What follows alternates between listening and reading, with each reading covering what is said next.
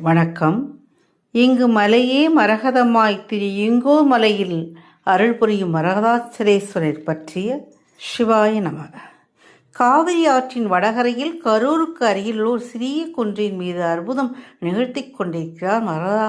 பெயரிலேயே மரகதம் மற்றும் அசலம் என்றால் மலை கொண்ட இத்தலத்தின் சிறப்பை பார்த்தால் மெய் செலுத்து போவோம்.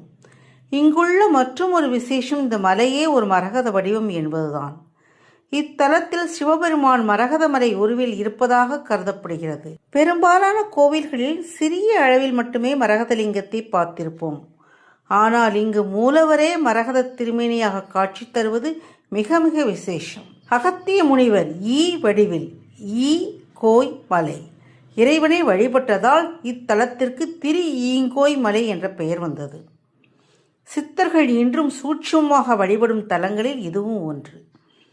இக்கோவிலின் மற்றும் ஒரு அதிசயம், உச்சியில் உள்ள மூலவர் சன்னதிக்கு எதிரே இருக்கும் நந்தியின் நிழல் தரையில் விழுவதில்லை என்று சொல்லப்படுகிறது.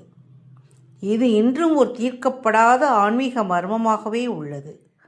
மரகதம் புத பகவானுக்கு உரியது.